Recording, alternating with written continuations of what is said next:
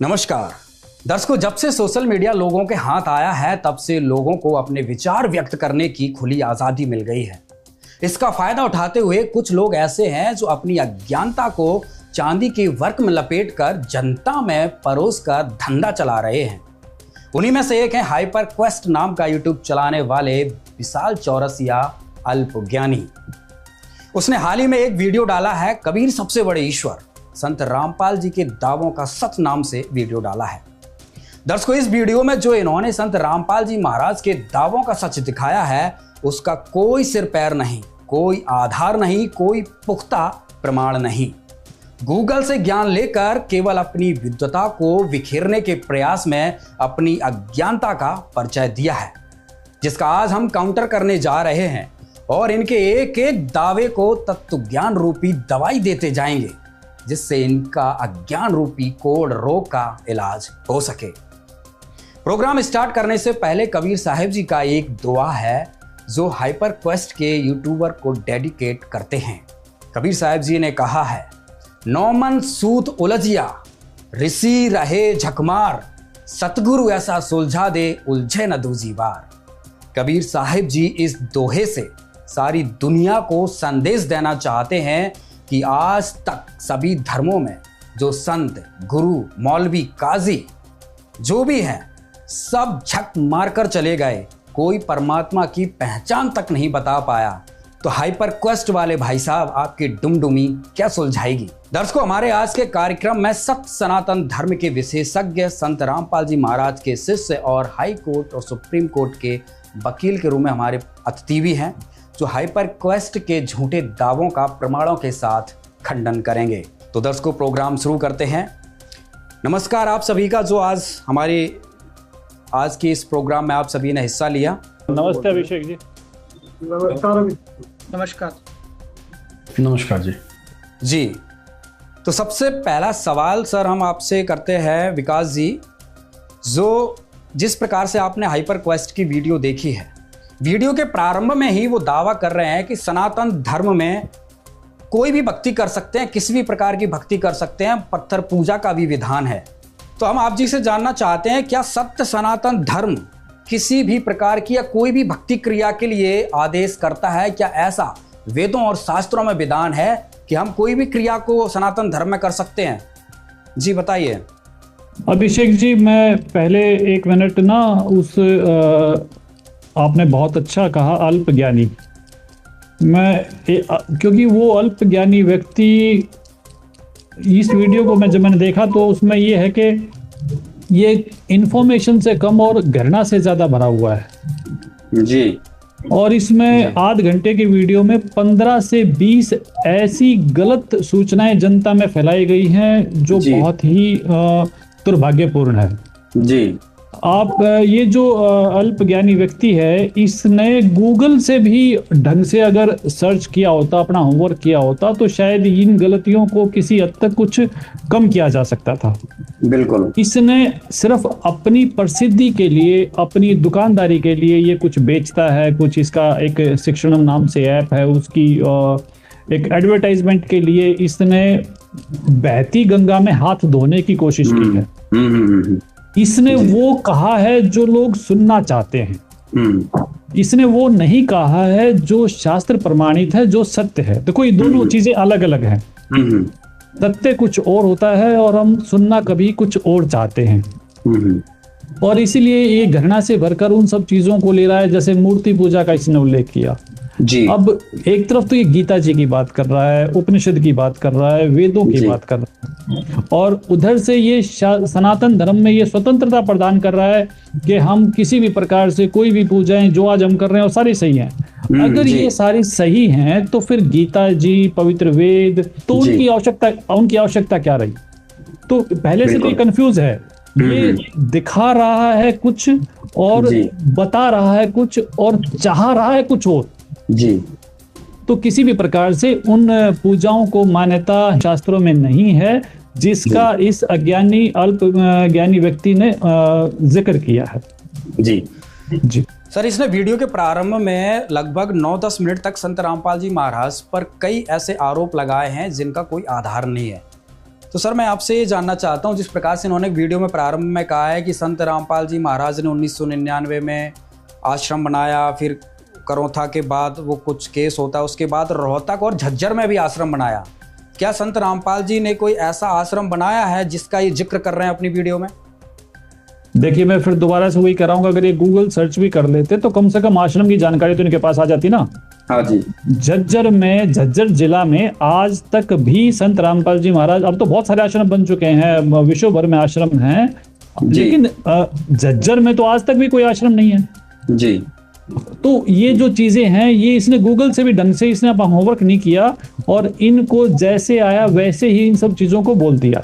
रोहतक में करौथा गांव में एक आश्रम था जो इन मिथ्याचारी और मिथ्यारोपी जो ये आर्य समाज से संबंधित लोग अपने आप को बताते हैं, वो उनकी वजह से वो बंद करना पड़ा। हालांकि उसका पूरा अधिकार जो है वो कानूनी रूप से संत रामपाल जी महाराज के शिष्यों के पास है, लेकिन आश्रम झज्जर में कोई नहीं है, एक आश्रम रोहतक में है। जी, तो इससे स्पष्ट हुआ जिस प्रकार से हाइपर क्वेस्ट के जो ये यूट्यूबर हैं जिसकी वीडियो वायरल हो रही है, जिसमें संत रामपाल जी के जो इन्होंने आरोप लगाया, आप देख सकते हैं। हम इनके एक एक पॉइंट के जो इन्होंने एक एक दावा किया उसका खंडन करेंगे। तो सबसे पहले वीडियो के स्टार्ट में ही इनका झूठ पकड़ा गया। तो जैसा कि संत रामपाल जी के जो शिष्य हैं उन्होंने सिद्ध किया कि भाई वहाँ पे कोई आश्रम है ही नहीं है, जिससे इनका ये जो पॉइंट था जो इनका था वो उसको झूठा साबित किया गया। इसमें एक बात और अगर आपकी परमिशन हो तो मैं जोड़ना चाहूंगा अभिषेक जी। दुर्भाग्य से उसने आश्रम को किला कहा है, तो इस मेरे मित्र को जो है किले की जानकारी भी नहीं है कि किला कैसा होता है। जी जी जी बिल्कुल। किले के बाहर चारद्वारी होती है, चारद्वारी के बाहर एक खाई होती है और बहुत सारे सुरक्षा के अन्य इंतजाम होते हैं जो किले के बारे में आप मैं सब जानते हैं। जी जी। और इसने आश्रम कहा, आश्रम को किला कहा है, तो मैं इससे ये पूछना चाहूंगा कि उस हमारे आश्रम की दीवार कितनी मोटी है, 9 इंची, 13 इंची या 24 इंची? जबकि किला जो होता है उसकी दीवारें कई कई मीटर चौड़ी होती हैं। जी जी। बाहर कौन सी खाई खोद रखी है, कौन से मगरमच्छ उसमें डाल रखे हैं? जी। किसी भी सत्संग भवन को, किसी भी धार्मिक स्थान को किला कहना सिर्फ इसकी घृणा का जो एक तरीका है, ये सिर्फ बदनाम करना चाहता है संत रामपाल जी महाराज को।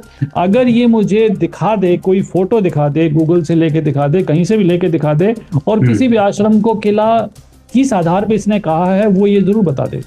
जी, इससे स्पष्ट है इसने अपनी मन गढ़ंत कपोल कल्पित कहानी खुद ही बनाई है, ढंग से गूगल भी नहीं किया है। आप सही कह रहे हैं। इसके साथ पहले संत गरीबदास जी जो संत हुए जिनको इन्होंने आरोप लगाया है हाइपर क्वेस्ट ने कि पहले ये संत गरीबदास जी को फॉलो करते थे, उनके गुणगान करते थे। जब पता लगा कि कबीर जी हैं तो कबीर जी को पूर्ण ब्रह्म बता दिया। तो क्या कहेंगे आप इस विषय में? क्या इस व्यक्ति ने गरीबदास जी को या कबीर जी का अध्ययन किया है? क्या ये दोनों चीज़ें अलग अलग हैं? गरीबदास जी का पंथ या कबीर पंथ ये दोनों अलग अलग भिन्न भिन्न है? जो अपनी वीडियो में इसने भिन्नता दिखाई है। देखिए, अब बड़ी समस्या हो जाती है किसी भी अज्ञानी व्यक्ति को सुलझाना, क्योंकि इन्होंने बातों को इस तरीके से, पहली बात तो ये भी नहीं जानते कि गरीबदास जी कौन थे, कहाँ उन्होंने क्या क्या जन कल्याण के लिए क्या क्या किया। इनके पास कोई जानकारी किसी तरह की नहीं है। ये सिर्फ गरीबदास जी नाम इन्होंने लिया, उससे अलग उनकी महिमा में ये कुछ नहीं कह पाए। वैसे मैं दर्शकों जानकारी के लिए बता दूं, गरीबदास जी को 1727 ईस्वी में कबीर परमेश्वर स्वयं प्रकट हुए थे और उनके गांव के पास एक खेत था जिस खेत का नाम नला था, और वहां कबीर परमेश्वर उनको मिले थे। जी। कबीर परमेश्वर ने उनको ज्ञान दिया और उनको तमाम ब्रह्मांडों की, असंख्य ब्रह्मांडों की जानकारी दी और परमेश्वर का पूरा ज्ञान दिया। और इसके चलते गरीबदास जी साहब जी ने एक अमर ग्रंथ साहिब के नाम से पवित्र पुस्तक की रचना की। जी। और संत रामपाल जी महाराज उसी पवित्र पंथ से जुड़े हुए हैं, उसी पवित्र पंथ के महान संत हैं।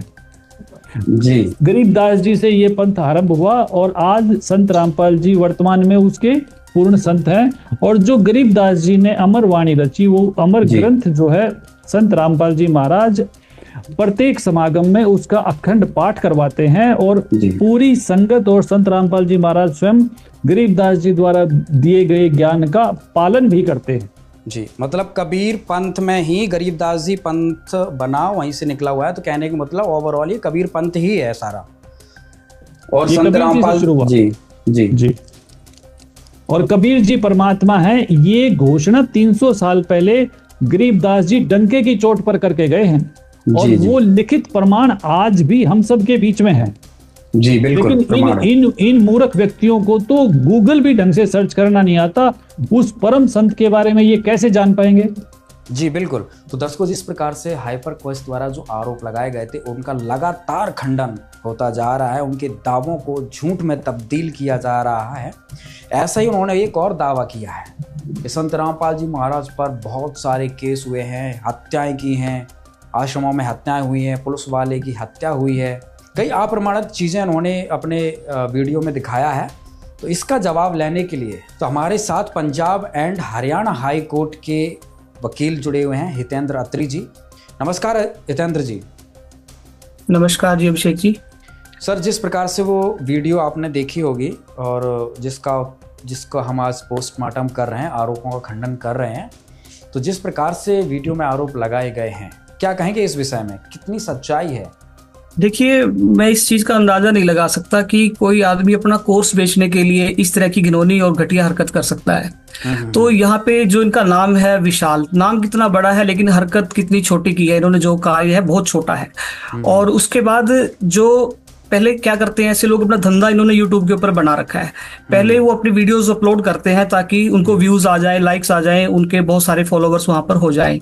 अब अगर इसकी बात की जाए तो इसने लगभग 578 के करीबन इसने जो है अपनी वीडियोस अपलोड की है इस चैनल के ऊपर, और जिसमें ये इसका 125वां एपिसोड इस विषय में है।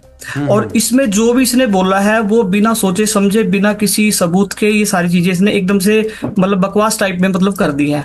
मतलब एज ए लॉयर मैं मतलब बिल्कुल पूरी तरह से मतलब इस चीज का मतलब इसको गलत ठहराता हूँ यहाँ पे कि इसको ऐसा बिल्कुल भी नहीं करना चाहिए।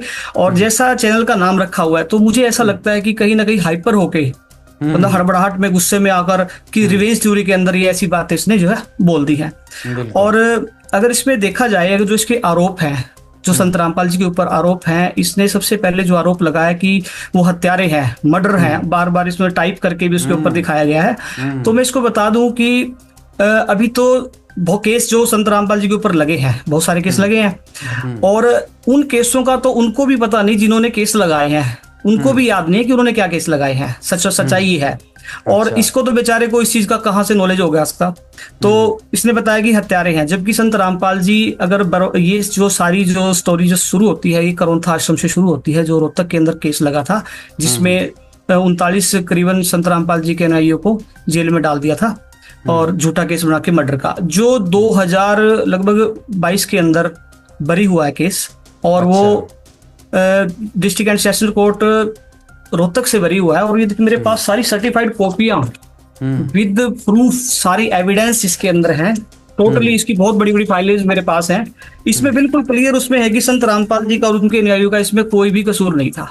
तो पहला तो अगर मर्डर केस की बात करते हैं तो शुरुआत झूठ से हुई, यहाँ से मतलब एक टारगेट किया गया संत रामपाल जी को। दर्शकों, सन 2006 करौंथा वाले केस में जिसमें ये हत्यारा बता रहा है, उसमें संत रामपाल जी महाराज बाइज्जत बरी हो चुके हैं। इसके प्रमाण के लिए आपके सामने प्रस्तुत करते हैं फैसले का एक सीनियर वकील J.K. गक्खड़ द्वारा मीडिया वालों के सामने बताए केस की डिटेल का वीडियो। सतलोक आश्रम संचालक रामपाल को कोर्ट ने दोष मुक्त कर दिया है। बता दें कि रामपाल के साथ इस मामले में कुल 38 आरोपी थे। साल 2006 में आर्य समाज और रामपाल के अनुयायियों के बीच खूनी संघर्ष हुआ था, जिसमें रामपाल के ऊपर गोली चलाने का आरोप लगा था। इस गोलीबारी में झज्जर जिले के रहने वाले 62 वर्षीय बुजुर्ग सोनू की मौत हो गई थी। इस मामले में आईपीसी की धारा 302 सहित अन्य धाराओं के तहत मुकदमा दर्ज किया गया था। 13 साल चले इस मामले में 5 आरोपियों की मौत हो चुकी है, जबकि 5 इस अभी भी भगोड़े हैं। रामपाल समेत बाकी बचे आरोपियों को आज एडिशनल जज राकेश सिंह की कोर्ट द्वारा फैसला सुनाया गया है। इस मामले में कुल 26 लोगों की गवाही हुई है। किसी ने भी रामपाल के खिलाफ गोली चलवाने के गवाही नहीं दी। कोर्ट ने अपने फैसले में कहा कि रामपाल के आश्रम से बरामद किए गए 13 हथियारों में से किसी भी हथियार से बुजुर्ग सोनू पर गोली नहीं चलाई गई थी। टोटल 27 अक्यूज का मुकदमा श्री राकेश सिंह एडिशनल सेशन जज की कोर्ट में चल रहा था। यह मुकदमा 12/7/2006 को दर्ज हुआ था और रामपाल और इनके साथी 13/7/2006 को सुबह आश्रम से गिरफ्तार हो गए थे। इनके खिलाफ मुकदमा चला जिसमें 62 आदमी टोटल थे जिनको चोटें लगी थी। इनमें से एक आदमी सोनू, उसकी मृत्यु हो गई थी और उसकी मृत्यु गोली लगने से हुई थी। अब आज हमारे सामने 27 मुलजिम थे, जिनमें से 3 दोषियों को, कृष्णकांत, देवेंद्र और सुनील को 2-2 साल की आरजेड के नीचे सजा की गई है, क्योंकि इनके पास जो असला था वो दूसरों का था, पर इनके पास कोई लाइसेंस नहीं था। इसके अलावा रामपाल समेत 24 दोषियों को सब जुर्मों से बरी कर दिया गया है। तो क्या चार्जेस थे सर इनके ऊपर 302, 307, 148, 149, 120B और आरजेड। तो इसमें टोटल कितने गवाह गुजरे? इसमें 78 गवाह भुगते थे जी, जिसमें पब्लिक के कितने थे? 26 गवाह पब्लिक के भुगते थे जी। तो उनमें से किसी भी एक गवाह ने ये नहीं कहा कि मरने वाले को या जिन आदमियों को चोट लगी है कौन सी दोषी की गोली लगी और उस गोली से इनको चोट लगी, क्योंकि इन 27 दोषियों में से टोटल 14 असले बरामद हुए थे और एक भी गोली मरने वाले को नहीं लगी और एक भी गोली, जितने हमारे इंजर्ड थे उनमें किसी को चोट नहीं लगी उन गोली से। मरने वाले के शरीर से 2 बुलेट्स निकले थे, वो 315 बोर के थे, 2 315 बोर के असले और बाकी सारे मधुबन हमारे लेबोरेटरी में भेजे गए थे और उस लेबोरेटरी की रिपोर्ट के मुताबिक मरने वाले के शरीर की जो बुलेट थी किसी भी वेपन से मिलके नहीं आई, क्योंकि मेडिकल इसमें बिल्कुल लैकिंग था। ऑकुलर गवाह, जबानी गवाह, किसी ने भी ये नहीं कहा कि ये रामपाल ने गोली चलाई या किसने गोली चलाई और इस गोली से वो आदमी फलाना मरा। इसमें एक अहम बात बताने वाली है कि 8 गवाहों ने ओपन कोर्ट में ये कहा कि पुलिस और मॉब के बीच में जो भिड़ंत थी इस वजह से कई आदमियों को चोटें लगी हैं। ये किस तारीख की घटना सर, किन के बीच हुआ था विवाद? ये 12/7/2006 को रामपाल के आश्रम में एक पूर्णमासी के नाम से कोई फंक्शन चल रहा था। 27 गांवों की आसपास के गांव वाले जो आर्य समाज में विश्वास करते थे, उन लोगों ने पंचायत करके फैसला किया था कि यहाँ से आश्रम के ऊपर ये जाम लगा हुआ है, इसको खाली करवाने के लिए और आश्रम को खाली करने के पर्पज के लिए बातचीत करने के लिए आए थे। परंतु उससे पहले ही एडमिनिस्ट्रेशन को आभास हो गया था और दोनों तरफ, उधर झज्जर जिला की और इधर रोहतक जिले की पुलिस और एडमिनिस्ट्रेशन वही थी। 5-6 हज़ार पुलिस वाले वहाँ हाजिर थे, CRPF की भी बटालियन थी। इस करके रामपाल का आश्रम अंदर से बंद था और किसी गवाह ने यह नहीं कहा कि रामपाल के आश्रम से किसने गोली चलाई। दर्शकों, हाथ कंगन को आरसी क्या, पढ़े लिखे को फारसी क्या, अर्थात सच्चाई आपके सामने है। इससे स्पष्ट हो जाता है कि संत रामपाल जी महाराज ने न गोली चलाई, न उनके अनुयायियों ने गोली चलाई, न उनसे कोई मर्डर हुआ। वो बाइज्जत बरी हुए हैं। दर्शकों, अब ये हाइपर क्वेस्ट के जो विशाल चौरसिया है, कहने के लिए तो इनका नाम विशाल है, परंतु बहुत ही संकीर्ण बुद्धि का व्यक्ति है। केवल बदनाम करने के उद्देश्य से इसने ये वीडियो बनाई है। अगर इसने जरा सी भी खोजबीन की होती तो ये सच्चाई इसके सामने होती। दर्शकों, आप ही स्वयं विचार कीजिए। अब ये वीडियो अपने चैनल पर डाल रहा है 9 अक्टूबर 2024 को और संत रामपाल जी महाराज इसी केस में बरी हुए हैं। 20 दिसंबर 2022 को विशाल चौरसिया, कुछ तो शर्म आनी चाहिए थी, बिना तथ्य जाने झूठ फैला रहा है। तो उसके बाद जो है इन्होंने आरोप लगाया कि संत रामपाल जी क्रिमिनल्स को शरण देते हैं। मतलब ये तो इतनी घटिया बात है कि पहला नंबर तो संत रामपाल जी जो मेरे क्लाइंट हैं और संत भी हैं, तो वो इनकी तरह कोर्स नहीं बेचते। वो लोगों की हेल्प करते हैं विदाउट किसी स्वार्थ के, किसी भी मतलब कोई भी उनका कोई खुद का कोई सेल्फिश उसमें नहीं है वो बिल्कुल भी। तो वो उन लोगों को शरण देते हैं जिनके पास घर नहीं है, उनकी मदद करते हैं, उनको एक सच्चा रास्ता जो है वो बता रहे हैं, जो भी अपना ज्ञान दे रहे हैं उसके अंदर। तो इन्होंने बोला कि क्रिमिनल्स को शरण देते हैं। तो ऐसा कोई केस भी संत रामपाल जी पर आज तक नहीं लगा कि जिसमें किसी क्रिमिनल्स को या किसी टेररिस्ट को शरण दे रखी है उन्होंने। हाँ, तो ये कितना आधार पर इसने अपनी वीडियो में बोला ये? बिल्कुल। हाँ जी, ये तो मेरा इससे सवाल भी है कि या तो मेरे को उस केस के डॉक्यूमेंट पेश करे, वरना मैं लीगल एक्शन इस पे लेने के लिए तैयार बैठा हूँ बिल्कुल। और मेरे पास कुछ डिटेल आ चुकी है और इसकी सारी डिटेल्स मेरे पास आ जानी है वो सारी, क्योंकि मेरे को मैसेज मिल गया है कि जो इसने किया है वो एक बहुत ही ज्यादा घिनौनी हरकत यहाँ पे की है। क्योंकि यहाँ पे अगर देखा जाए तो यानी जितने भी अनुयायी हैं उनको सबको क्रिमिनल्स इसने बोल दिया, देखा जाए तो। जब वही शरण में तो सारे जो है अनुयायी हैं, जो फॉलोवर्स हैं, जो हर तबके का लोग है, जो हर जाति का लोग है और हर पूरे देश और विदेश विदेशों से भी लोग जो है संत रामपाल जी की शरण में है। उसके बाद इसने एक और घटिया हरकत की है यहाँ पे, जो इसने बताया कि भी एक पुलिसकर्मी की भी हत्या कर दी। हालांकि पुलिस के ऊपर अटैक किया था आर्य समाजियों ने, बिल्कुल ठीक है, आर्य समाजियों ने अटैक किया था क्योंकि वो आश्रम पे अटैक कर रहे थे और पुलिस वहां पे प्रोटेक्ट करने के लिए आ गई थी। ये 2013 की बात है। लेकिन उसके अंदर पुलिसकर्मी की डेथ नहीं हुई। उसके अंदर जो हमला करने आए थे उसमें एक संदीप नाम का था जो हमलावर था, एक प्रोमिला नाम की वो थी और एक उदयवीर नाम का था। तो इन तीनों की डेथ हुई थी और वो पुलिस की गोली से हुई थी, ना कि संत रामपाल जी के किसी शिष्य ने गोली चलाई थी। तो मतलब ये आरोप भी इसका बिल्कुल ही, इसको पता ही नहीं है क्या बोल रहा है। शायद कोई ऐसा कोई ऐसी चीज लेके कोई खा पी कर ऐसा बोल देता है कई बार, जिससे मतलब कि समाज को मतलब से एक भड़काने के लिए या उसको एक जैसे कि किसी की छवि गिराने के लिए है, जो इसने ऐसा किया है। उसके बाद मुठभेड़, मैं इसको बता देना चाहता हूं कि जो मुठभेड़ वर्ड का जो अर्थ है, मुठभेड़ तब होती है जब दो पक्ष आपस में लड़ाई करते हैं। तो यहाँ पर जितने भी केस हुए हैं, जो भी इंसिडेंट्स हुए हैं, उनके अंदर संत रामपाल जी के आश्रमों पर हमले हुए हैं। तो उधर से मुठभेड़ तो होती है, अगर वहां से भी गोलियां चलती है होता, तो वहां पे पुलिस प्रोटेक्शन के लिए आई है। तो अगर मुठभेड़ हुई है तो पुलिस और आर्य समाजियों की हुई है, ना कि संत रामपाल जी के शिष्यों की और आर्य समाजियों की। उसके बाद इसका एक आरोप और है कि कोर्ट में तोड़फोड़ की सन 2014 में। अब 2014 के अंदर मेरे को ये एक भी केस ऐसा दिखा दे जिसके अंदर कोर्ट के अंदर तोड़फोड़ कर रखी हो। एक सिंगल किसी फॉलोवर का नाम भी दिखा दे कि उसने तोड़फोड़ की है कोर्ट के अंदर। कितनी बड़ी बात है कि कोर्ट के अंदर, कोर्ट के ऊपर अटैक करना। मतलब ये किस दुनिया में रह रहा है, इसको यही नहीं पता जी। यूट्यूब के ऊपर जो आज सोशल मीडिया इतना एक्टिव है, तो इसको शायद नहीं पता कि इन सभी बातों के जवाब भी देने होते हैं और बाद में इसके लिए बहुत सारा पछताना पड़ता है और बाद में माफिया मांगते हैं, लेकिन उसका कोई फायदा नहीं उस टाइम मिलता। उसके बाद इसका एक आरोप और है कि ये हिंदुओं के विरुद्ध बोलते हैं। मतलब वो कोई भी एविडेंस, संत रामपाल जी की एक बुक मैंने भी देखी है, हिंदू धर्म महान। भी जो इंसान, ये जो भी हम जो फॉलोवर्स तो उनको मतलब भगवान मानते हैं, कि भी उन धर्मों के बारे में भी अच्छा लिख रहे हैं, उनकी जो है उनमें से वो ज्ञान को निकाल कर बता रहे हैं। तो ये बता रहे हैं कि हिंदू के विरुद्ध है। तो ये भी इसका जो आरोप है, ये बिल्कुल मतलब एक रिवेंज थ्योरी का ही एक असर है इसका। उसके बाद इसने आरोप लगाया कि पेशियों पर नहीं गए। अब एक बताओ, मैं तो ये बताना चाहता हूँ, इसको जो कंटेम्प्ट ऑफ कोर्ट भी लगा है वो भी पेशी पे गए उनके ऊपर लगे हैं। मतलब संत रामपाल जी उस दिन भी कोर्ट में मौजूद थे जब उनके ऊपर ये कंटेम्प्ट ऑफ कोर्ट का केस लगा।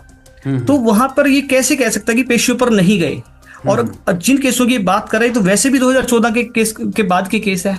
मतलब इसको केसों को कहां से कहां शुरू हुई, कहां क्या केस लगा, बिल्कुल नॉलेज नहीं है। सुनी सुनाई बात या इसने मनगढ़ंत बातें जो अपनी तरफ से बना के वो बोल दी। उसके बाद शेडिएशन का इसने बताया। शेडिएशन का आज तक संत रामपाल जी के ऊपर जो है आरोप सिद्ध नहीं हो पाया। 10 साल हो गए, 2014 में FIR काट दी थी, लेकिन आज तक ये आरोप है जो सिद्ध नहीं हो पाया। और उसके बाद ये इसका एक एलिगेशन हो रहा है कि वो ब्रेन वॉश करते हैं। मतलब आप एक देखो कि आज कोई जेल में है और उसके करोड़ों चाहने वाले हैं। मतलब कमाल की बात। तो यहाँ से इसकी अकल आ जानी चाहिए कि कोई जेल में है और उसको इतने लोग चाह रहे हैं, तो इसमें कुछ ना कुछ तो क्वालिटी है ना। और वो ब्रेन वॉश कैसे हुआ कि उनके दिमाग की गंदगी निकाल के उनमें अच्छी चीजें भर दी, तो ब्रेन वॉश हो गया। हम मानते हैं फिर तो ये तो ब्रेन वॉश मान ही सकते हैं ना इस चीज को तो। लेकिन इसका जो कहने का तरीका है वो आरोप लगाकर, अब क्या है, ये अपनी वीडियो में जो चाहता है कि इसको कुछ लाइक्स मिल जाएं और फॉलोवर बढ़ जाएं और वाहवाही हो जाए, क्योंकि कमेंटर भी मैंने देखा उसमें जो कमेंट कर रहे हैं वो ऐसा वीडियो और बनाइए, लेकिन वो वीडियो इसको जेल भिजवा देगा जो मेरे को लग रहा है इसके अंदर। और इसके लिए मैं पूरी तरह से तैयार हूँ। ऐसे लोगों के सबक सिखाने के लिए हम भी लीगल वर्क करते हैं। तो और इसके अलावा जो इन्होंने जितने भी एलिगेशन लगाए हैं केसों के रिगार्डिंग, वो मैंने बता दिया कि केस लगभग सारे झूठे हैं और बहुत सारे केसों में संत रामपाल जी बरी हो चुके हैं और ये सारे उसको पता ही है। लेकिन इसने जो भी बरी हो चुके हैं या उनकी कोई प्रॉपर डिटेल नहीं दी, मान लो सिर्फ एलिगेशन लगाने पे ज्यादा जोर दिया गया इसका। तो कितने केसों में संत रामपाल जी बरी हुए हैं अभी तक? देखिए 80% केसों में संत रामपाल जी बरी हो चुके हैं। 20% जो केस है वो अंडर ट्रायल है, अभी उनके ट्रायल पेंडिंग है। हाँ जी, उनके ट्रायल पेंडिंग है अभी और उनमें फैसले अभी नहीं आए। ठीक है। और जो केस ये बता रहे हैं कि उनमें ऐसा हो गया, तो अभी वो अपील में पेंडिंग है। जब तक अपील में केस खत्म नहीं होता तब तक आप उसको नहीं बता सकते कि इसमें क्या होगा क्या नहीं होगा। मतलब कि ये अपने आप को खुद न्यायाधीश नहीं साबित कर सकते सिर्फ वो अपना जो भी बोल रहे हैं अपनी मनमानी उससे बोल रहे हैं, सिर्फ छवि खराब करने के लिए। और ये फिर उसके बाद जो है अपील्स की फाइल भी मेरे पास है, और हिसार जो केस चल रहे हैं उसमें जो, यहाँ तक एक चीज और बता दूं, मैं आपको क्लियर कर दूं यहाँ पे कि जिन लोगों को पुलिस ने कंप्लेनेंट बनाया था मर्डर केस के अंदर, वो कंप्लेंट्स खुद हाई कोर्ट गए कि हमें तो पता ही नहीं कि हमने कंप्लेंट दी है, हमारे तो ब्लैंक पेपर पे साइन करवाने के बाद पुलिस ने मुकदमे दर्ज किए हैं। जो सारे बाद में सारे जितने भी एविडेंस है, इसमें अकेले आदमी का जो है एविडेंस है वो उसमें क्रॉस एग्जामिनेशन होता है हमारे वहां पे, तो उसमें बिल्कुल क्लियर किया हुआ है कि उन्होंने खुद आके वहां पे कोर्ट में गवाही दी है कि संत रामपाल जी ने हमारे जो परिवार के लोग हैं या जो भी उनके सदस्य परिवार के जिनकी डेथ हुई है कि उनको नहीं मारा, ये सब पुलिस की गलती से या पुलिस के लाठीचार्ज से, पुलिस की बौछारों से, और वो बीमार व्यक्ति थे जिनकी डेथ हुई है। तो यहाँ तक भी मतलब कि इतना जालिम कर्म संत रामपाल जी और उनके अनुयायियों के ऊपर हुआ कि वहां पे बच्चे बूढ़े और किसी को भी नहीं देखा गया, और मतलब ये होते रहे। तो वहां तो अन्याय के विरुद्ध बोलने की तो इसने हिम्मत की नहीं कि अन्याय हुआ है, इस तरीके से हुआ ना, उस चीज की पूरी जांच की, ये कैसे इंसिडेंट्स घटे हैं। बिल्कुल। और वहां पे आर्य समाजियों को हीरो बनाकर पेश करने की थोड़ी सी मतलब कोशिश इसने की है जी। तो यहाँ से इसके जो नॉलेज का लेवल पता लगता है, मतलब इसको किसी भी फील्ड की नॉलेज नहीं है, ना तो ये स्पिरिचुअल में ठीक है और ना ही जो है लीगल के बारे में। चलो बहुत बहुत धन्यवाद। क्या कहेंगे आप इस विषय में? सर देखिए, ये एक प्रजातंत्र है, यहाँ पर कोई कुछ भी आरोप लगा सकता है। जहाँ तक रही हाइपर क्वेस्ट की, तो इनका रिसर्च का सोर्स जो है वो विकिपीडिया है, जो कुछ भी अनाप शनाप न्यूज़ है वो छापता रहता है, डालता रहता है इन्फॉर्मेशन। अभी हाइपर क्वेस्ट ने अपनी वीडियो में बताया कि करौथा कांड के बारे में, कि भाई करौथा में एक एफआईआर हुई थी। मैं आपको बताना चाहता हूँ कि जो करौथा में एफआईआर हुई थी उस पर संत रामपाल जी महाराज जी पे 302 का मुकदमा चला। आप यकीन नहीं मानोगे, कई साल वो मुकदमा चला, और मुकदमा जब डिसीजन पे आया तो माननीय कोर्ट ने संत रामपाल जी महाराज समेत सभी जितने भी आरोपी थे उनको बाइज्जत बरी कर दिया। पर ये मीडिया नहीं दिखाएगा, क्योंकि इसमें मीडिया की किरकिरी होती है। जिस समय वो एफआईआर हुई, मीडिया ने इसको बहुत उछाला, संत रामपाल जी महाराज जी के बारे में अनाप शनाप बगा। पर जब संत रामपाल जी महाराज बरी हुए तब मीडिया ने छुपा लिया। मीडिया उस चीज़ को नहीं बताएगी। यही काम हाइपर क्वेस्ट वालों ने करा है। उन्होंने ये तो बता दिया कि संत रामपाल जी महाराज जी पर 302 का मुकदमा लगा था, पर उन्होंने ये नहीं बताया कि संत रामपाल जी महाराज जो है बाइज्जत बरी हो चुके हैं। ये मेरे हाथ में जजमेंट भी है, अगर आप देखोगे तो ये माननीय एडिशनल डिस्ट्रिक्ट सेशन जज हैं रोहतक में, राकेश सिंह जी, उनकी जजमेंट है ये। और इसमें 20/12/2022, आप समझ रहे हो, 2006 का मुकदमा, और 20/12/2022 को जजमेंट आई है। कितने साल संत रामपाल जी महाराज जी को न्याय के लिए इंतजार करना पड़ा। चलो, ट्रूथ ऑलवेज विन। संत रामपाल जी महाराज जी जीते, इसमें बाइज्जत बरी हुए। पर मीडिया इस बात को क्यों नहीं उठाता है, क्यों नहीं दिखाता है कि ये मुकदमा संत रामपाल जी महाराज जी पे फर्जी डाला गया था, संत रामपाल जी महाराज जी पे ऐसा कोई भी आरोप सिद्ध नहीं हुआ। तो इसका क्या, आप भी समझदार हैं, समाज भी समझदार है, और ये चीज़ें आज ऑनलाइन भी हैं। वीडियो में आगे बढ़ते हैं तो हमारे आगे अतिथि हैं, निखिल जी भी हैं। निखिल जी नमस्कार। नमस्कार जी। सर, वीडियो आपने भी देखी है, और वीडियो में जो अगला दावा इनका किया गया है, जिस प्रकार से इन्होंने वीडियो के टाइटल में लिखा गया है कि संत रामपाल जी के दावे कितने सच हैं, उसमें ये दावा कर रहे हैं कि संत रामपाल जी ने कबीर को पर ब्रह्म बताया है, और संत रामपाल जी अपने आप को अवतारी बताते हैं, कबीर जी के दोहों का गलत मतलब निकालते हैं। तो आप बताइए, क्या ये जो पॉइंट इन्होंने उठाया है इसमें कितनी सच्चाई है? कबीर जी को संत रामपाल जी महाराज क्या बताते हैं, और इन्होंने जो रिसर्च की है, क्या वो रिसर्च सही है? नमस्कार अभिषेक जी। आपके दर्शकों को मैं बताना चाहूंगा कि हाइपर क्वेस्ट जो वीडियो बनाई है, जो ये यूट्यूबर है, इन्होंने बहुत ही ज्यादा ज्ञान का प्रदर्शन किया है।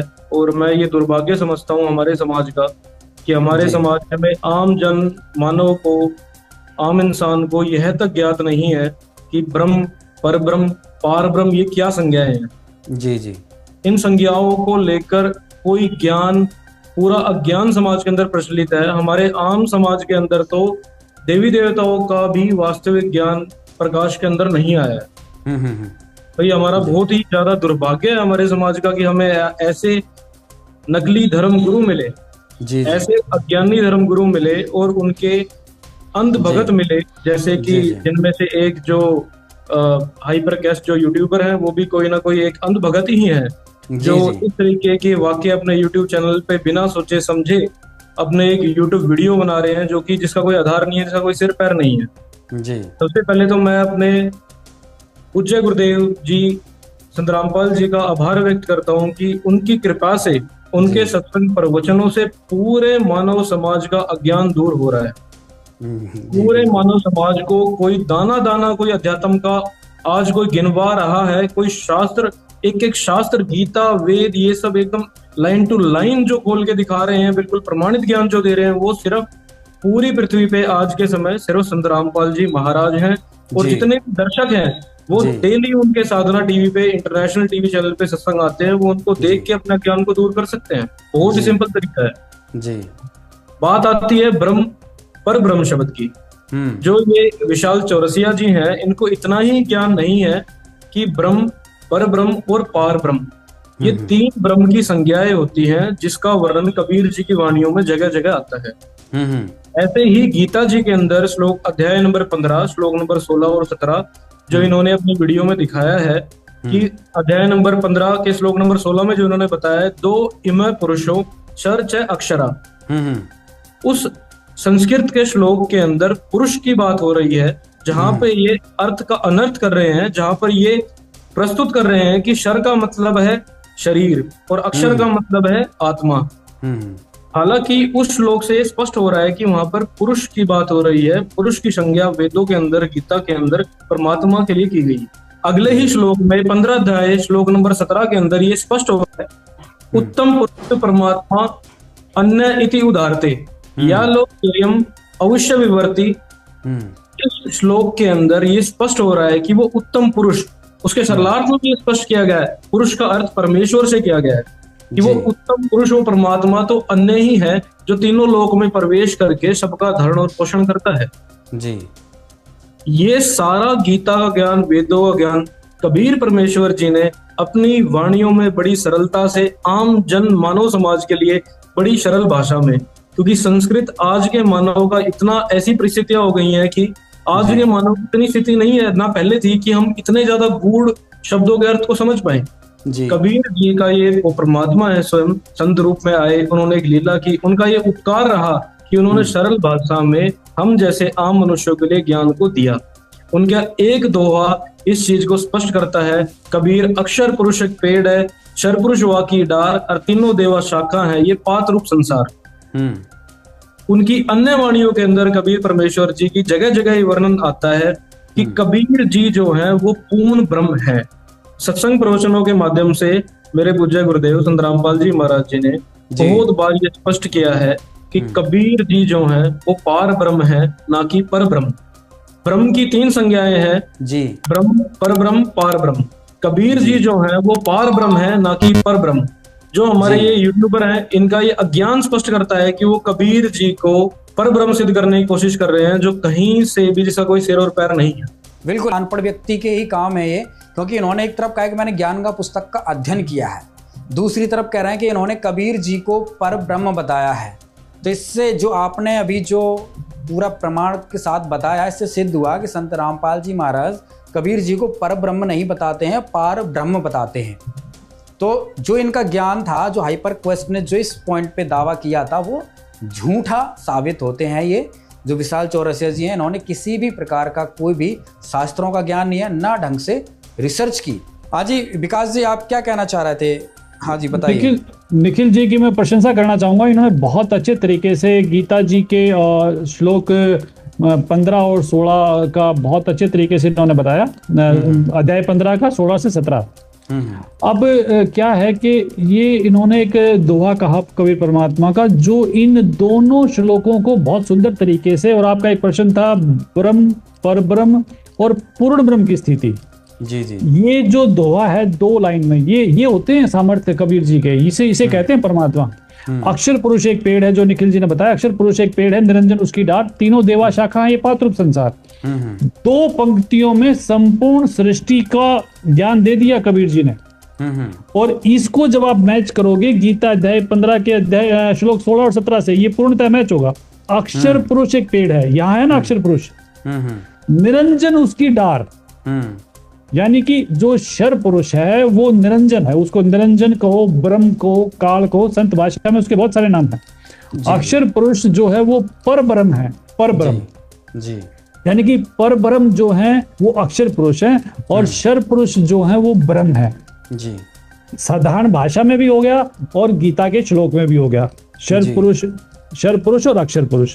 यहाँ वो महाशय जो हैं वो मुझे लग रहा है किसी की लिखी लिखाई स्क्रिप्ट पढ़ रहे हैं, उनका अपना ज्ञान तो कुछ है नहीं, और जो स्क्रिप्ट राइटर है वो भी एक मूड व्यक्ति है जी। वो क्योंकि उनकी बातों से पता लग रहा है कि वो सिर्फ एक टेलीप्रॉम्प्टर पे कुछ पढ़ा जा रहा है, उनकी अपनी कोई भी किसी प्रकार की बुद्धि का प्रयोग नहीं किया जा रहा जी बिल्कुल। तो यहाँ 3 हो गए, शर पुरुष, अक्षर पुरुष और परम अक्षर पुरुष, यानी कि पूर्ण ब्रह्म जी। अब जो परम अक्षर पुरुष है यानी कि पूर्ण ब्रह्म है वो जड़ है जी है? और जड़ से फिर तना, और तने से फिर डार, फिर तीनों देवा शाखा हैं, तीनों देवा शाखा हैं, पात्ररूप संसार यानी कि संपूर्ण सृष्टि की रचना होगी। अब वो मूड व्यक्ति क्या बता रहे हैं कि कृष्ण ही ब्रह्म है, ब्रह्म ही पर ब्रह्म है, और पर ब्रह्म ही पार ब्रह्म है, मतलब पोता ही ज्यादा है, ही श्री कृष्ण जी हैं, लास्ट में श्री कृष्ण जी पे जोड़ दिया गाटा, जोड़ दिया, यानी कि तीनों देवा, श्री कृष्ण जो विष्णु अवतार है ना, तीनों देवा हैं जी। तो उन्होंने श्री कृष्ण को कह दिया ब्रह्म, और ब्रह्म ही पर ब्रह्म। अगर मैं एक साधारण भाषा में कहूं कि पोता ही दादा है, दादा ही परदादा है, और परदादा ही सृष्टि का पिता है जी जी। और मुझे तो दुख उन लोगों पे आता है जो इसको सुन के नीचे कमेंट कर रहे हैं, अरे वो तो डूबे डूबे, जो उसकी वाहवाही कर रहे हैं वो कैसे व्यक्ति होंगे अभिषेक जी। मुझे तो तरस आता है इस सोशल मीडिया पे जो लोग इसका इस्तेमाल कर रहे हैं, क्या उनकी बुद्धि काम नहीं करती क्या? जी बिल्कुल सही कहा आपने, क्योंकि लोगों को शास्त्रों का ज्ञान तो है ही नहीं है, सच्चे ज्ञान का तो पता है ही नहीं है। अब उनको तो लगता है कि भाई जो जिस प्रकार से प्रोग्राम करते हैं, बहुत सारी वीडियोस इनके देखे जिससे पता लगा कि ये सनातन धर्म के ठेकेदार बने हुए हैं और सारे कपोल कल्पित कहानियां सुना रहे हैं, कभी इस उपनिषद का नाम लेते, कभी उस पुराण का नाम लेते।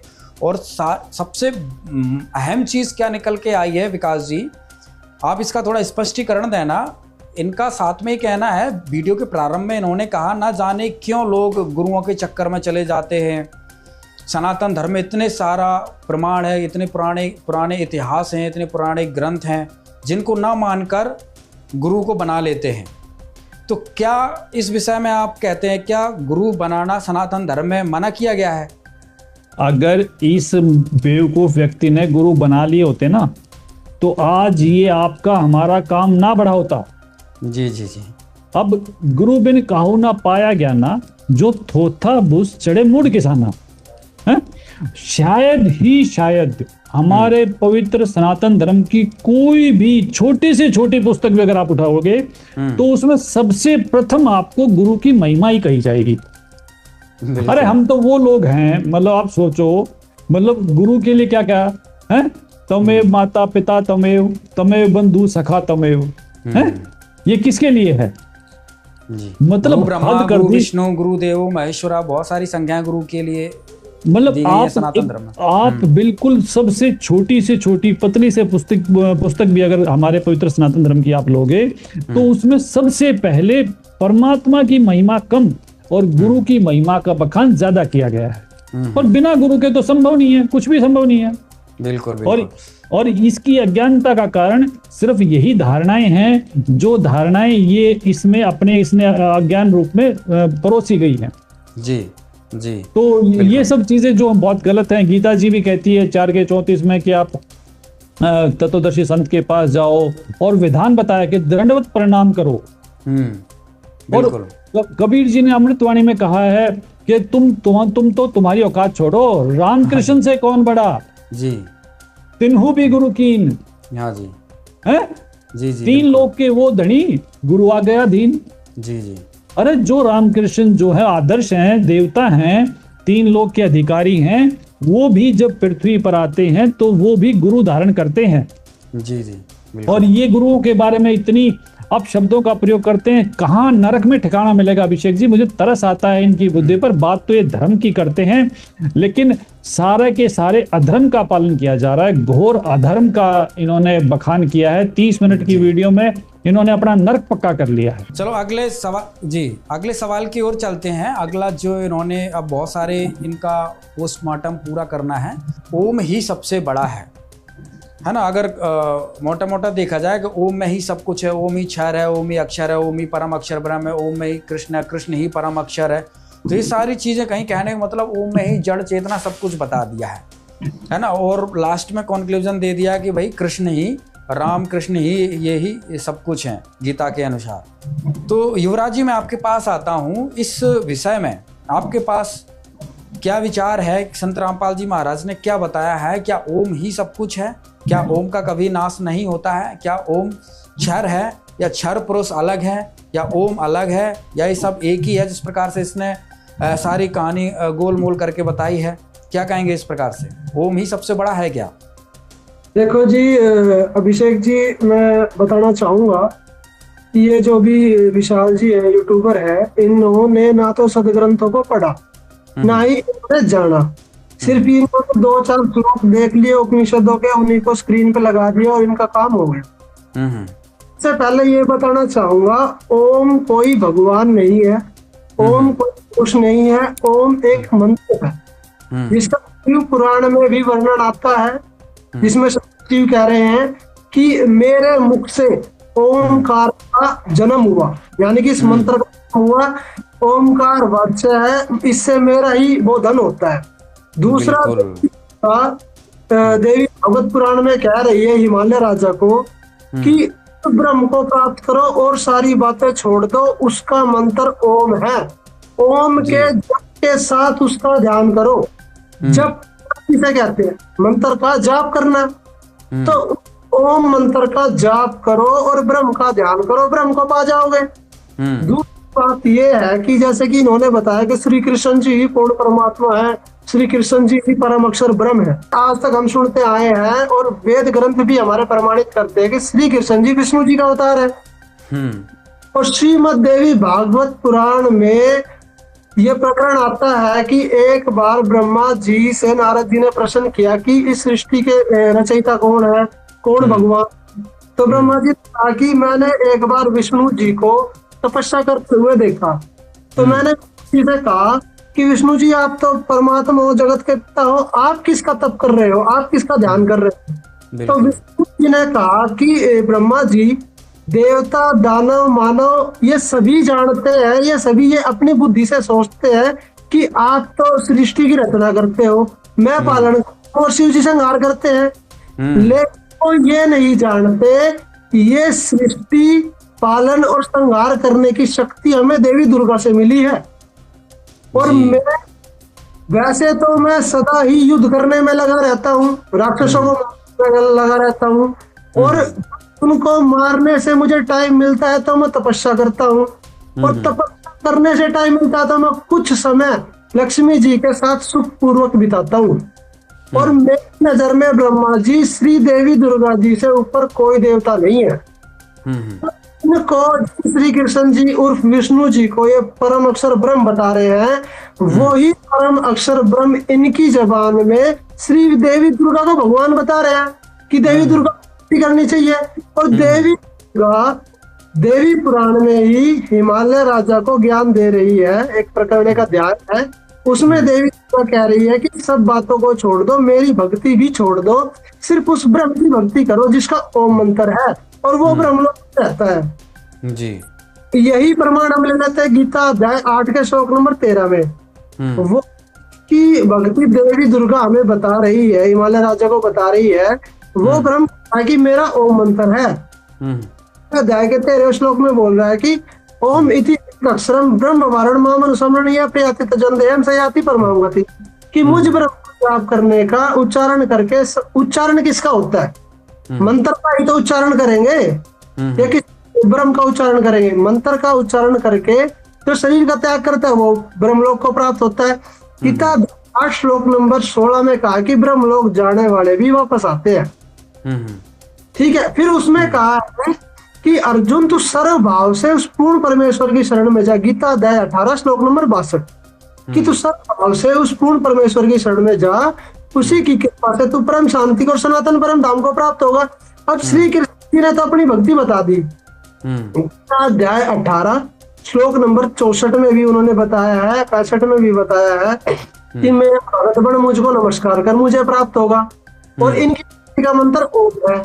पूर्ण परमेश्वर की जब इन्होंने शरण में जाने के लिए बोला तो अर्जुन को एक ऑप्शन छोड़ दिया कि गीता अध्याय 4 श्लोक नंबर 34 में कहा है कि तत्वदर्शी संतों की खोज कर, मेरे को उस पूर्ण परमात्मा का ज्ञान नहीं है। और उस तत्वदर्शी संत की पहचान है गीता अध्याय 15 श्लोक नंबर 1 में। उल्टा लटका हो सकता वृक्ष की जड़ ऊपर है, पत्ते नीचे है, जो इसको बता देगा वह तत्वदर्शी संत है। अब की जानकारी का कुछ संकेत दिया है गीता अध्याय 17 श्लोक नंबर 23 में कि जैसे कि देखो इन्होंने अपना नाम लिया, जब अपनी भक्ति बताई तो बता दिया मैं ब्रह्म हूँ।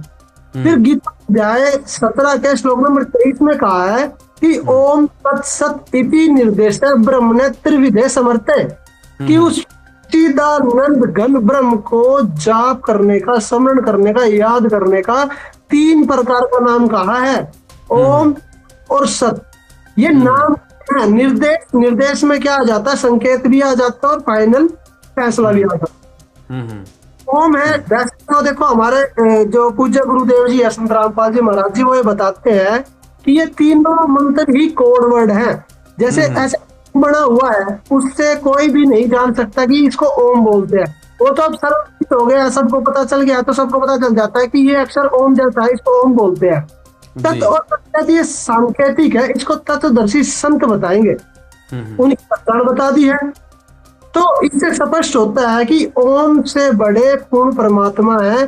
अर्जुन ने कहा गीता अध्याय 8 श्लोक नंबर 1 में कि किम तत्परम किम अध्यात्म किम कर्म पुरुषोत्तम अधिभूतम किम प्रोक्तम अधिदेवम किम उच्यते।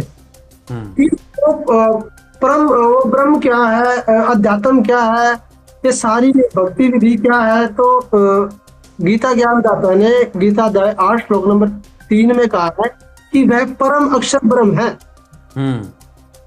जैसे कि यूट्यूबर भाई विशाल ने कहा है कि श्री कृष्ण जी परम अक्षर ब्रह्म है। अगर श्री कृष्ण जी परम अक्षर ब्रह्म होते तो वो खुद क्या देते कि मैं परम अक्षर ब्रह्म हूँ। अर्जुन ने कहा कि वो ब्रह्म कौन है, वो अध्यात्म क्या है और कर्म क्या है। तो श्री कृष्ण जी ने गीता अध्याय 8 श्लोक नंबर 3 में कहा कि वो परम अक्षर ब्रह्म है। और जिसकी में जाने के लिए गीता अध्याय 18 श्लोक नंबर 62 में, गीता अध्याय 18 श्लोक नंबर 62 में कहा है कि उस पूर्ण परमात्मा की शरण में जाओ।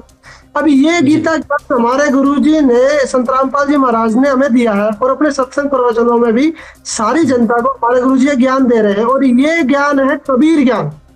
अब कबीर साहब जी का ग्रंथ है कबीर सागर जी। हाँ जी बताइए, कंटिन्यू करिए। कबीर सागर है गीता ज्ञान, इसमें उग्र गीता नाम से एक अध्याय है। कहना चाहूंगा कि जो संत रामपाल जी महाराज कबीर ज्ञान दे रहे हैं वो कबीर जी आज से 600 साल पहले अपने ग्रंथ कबीर सागर में श्री धर्मदास जी से लिखवा के गए। गीता का एक एक श्लोक अपनी वाणी में लिखा हुआ है। तो बताना चाहूंगा कि जो हमने गीता अध्याय 5 श्लोक नंबर गीता अध्याय 4 श्लोक नंबर 5 में कहा कि जैसे कि अर्जुन ने कहा कि परमात्मा कौन है, मैं आपकी शरण में हूँ, आप मेरे गुरु हो, जो भी मेरे लिए सही है वो बताएं।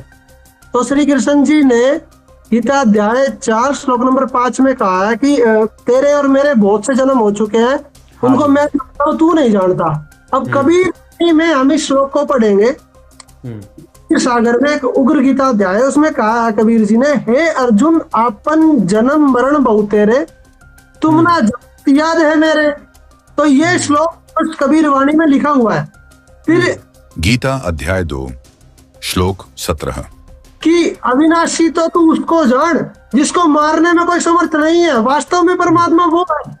अब कबीर ने इसी श्लोक को अपनी वाणी में बताया है कि नाश रहित प्रभु कोई और रहाई, ताको कोई मार सकता नहीं। कबीर जी अपनी वाणियों में गीता जी का ज्ञान दे रहे हैं। फिर आगे कहा है, जैसे गीता अध्याय 8 के श्लोक नंबर 1 में अर्जुन ने सवाल किया था कि तत् ब्रह्म क्या है, तो कबीर जी श्लोक को अपनी वाणी में बताया है, तत् ब्रह्म परम अक्षर ब्रह्म कहाया, जिन सब ब्रह्मांड बनाया। श्री कृष्ण गीता अध्याय 8 के श्लोक नंबर 3 में क्यों परम अक्षर, कबीर जी भी कह रहे हैं कि तत् परम अक्षर ब्रह्म कहाया, जिन सब ब्रह्मांड बनाया। अब अध्याय 8 के श्लोक नंबर 5 से 7 में गीता ज्ञानदाता कह रहा है कि मेरी भक्ति करेगा तो मुझे प्राप्त होगा। वही कबीर कह रहे हैं कि मम भक्ति करो मोकू पाई, या मैं कछु संशय नाही। फिर आगे कहा है कि जहाँ आशा तहाँ वासा होई, मन कर्म वचन सुमरिया सोई। गीता जी के ज्ञान में गीता ज्ञानदाता भी यही कहता है कि अंतिम समय में जिसकी आशा जहाँ होती है वो उसी को प्राप्त होता है। ये जी बता रहे। फिर आगे कहा है कि जो है सनातन अविनाशी भगवाना, वाकी भक्ति करे वापर जाना। अब गीता 8 श्लोक नंबर 8, 9, 10 में कहा है कि अर्जुन ये नियम है कि जो उस पूर्ण परमात्मा की भक्ति करता है वो उसी को प्राप्त होता है भक्ति की से। अब कबीर श्लोक वाइज वाणी वाइज वही ज्ञान बता रहे हैं। आगे कहा है कि जैसे गीता 8 श्लोक नंबर 13 में इसने गीता ज्ञानदाता ने कहा कि मेरा ओम मंत्र है, मैं ब्रह्म हूँ। तो कबीर जी ने बताया है कि मम मंत्र ओम अकेला, ताका ओम तत्सत दुएला। जैसे गीता ज्ञानदाता ने कहा कि गीता 8 श्लोक नंबर 13 में कि मेरा ओम मंत्र है, और उस परमात्मा का गीता 17 श्लोक नंबर 23 में ओम तत्सत, ये 3 मंत्र है। तो कबीर यहाँ बताया है कि अर्जुन को गीता ज्ञानदाता कह रहे हैं कि मम मंत्र ओम है अकेला, ताका ओम तत्सत दुएला। तुम अर्जुन आओ वाकी शरणा, सो है परमेश्वर तारण करना। इसमें जो गीता अध्याय 18 के 62 में कहा है कि अर्जुन तू पूर्ण उस परमेश्वर की शरण में जाओ, उसी की कृपा से तू परम शांति और सनातन परम धाम को प्राप्त होगा।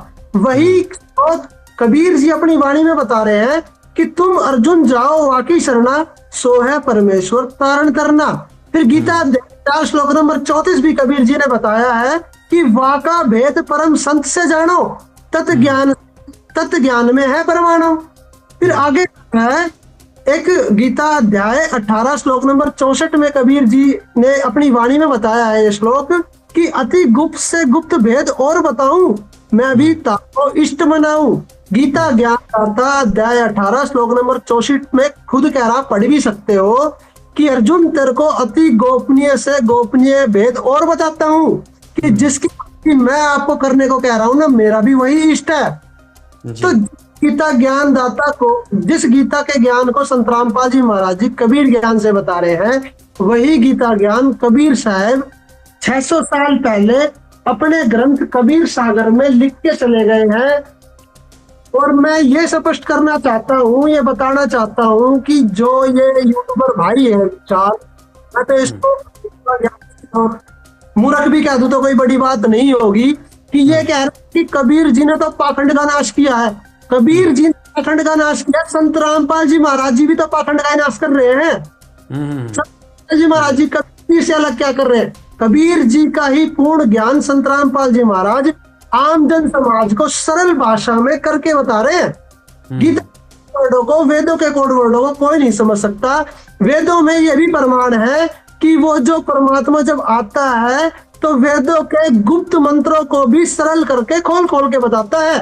तो संत महाराज आज संपूर्ण समाज को सरल भाषा में गीता का ज्ञान, वेदों का ज्ञान और सभी धार्मिक शास्त्रों का ज्ञान दे रहे हैं। तो मैं यही कहूंगा, इस भाई ने ना तो वेदों को पढ़ा, ना ही इस गीता को पढ़ा, और ना ही इन्होंने कबीर साहब के बारे में पूर्ण रूप से जाना। तो ये अपनी दुकान चला रहे हैं और लोगों को भ्रमित कर रहे हैं। विकास जी, एक चीज और देखी है वीडियो में, जो वीडियो में ये उपनिषद का ज्यादा महिमा मंडन कर रहे हैं कि इस उपनिषद में ये लिखा है, मंडूक उपनिषद में ये लिखा हुआ है ना, और क्या बोलते हैं, उपनिषद में कृष्ण ही सब कुछ है, कृष्ण ही परम अक्षर ब्रह्म है। तो क्या सनातन धर्म में उपनिषद का महत्वता है? सनातन धर्म का आधार क्या है? आप इस चीज़ का विश्लेषण करके थोड़ा बताइए, और कृष्ण का भी थोड़ा विश्लेषण दीजिएगा कि क्या जिस तरीके से इसने महिमा मंडन की है, ओम मंत्र भी ओम मंत्र में ही चेतना आ जाती है, ना क्षर ब्रह्म, अक्षर ब्रह्म, परम अक्षर ब्रह्म, सारी चीज़ें वो एक खिचड़ी बना दी पूरी। जो कंसेप्ट ये बताना चाह रहा है, हालांकि खुद उस चीज़ में उलझा हुआ है, खुद चीज़ को ये समझ नहीं पाया है। तो आप सरल शब्दों में एक बार स्पष्टीकरण दीजिए, संत रामपाल जी महाराज ने इस विषय में क्या बताया है? देखो, एक तो ना स्पष्ट है, बिल्कुल सनातन धर्म इतना स्पष्ट है, शायद ही दूसरा कोई धर्म होगा। और सनातन धर्म की पवित्र वेद जो चारों हमारी पुस्तकें हैं वो, और संत वाणी जो कबीर परमेश्वर का ज्ञान है, पांचवा वेद, ये हमारे सनातन धर्म की नींव है। अब चारों वेद जो है ये नींव है। उपनिषद जो है वो ऋषियों की अपनी राय है।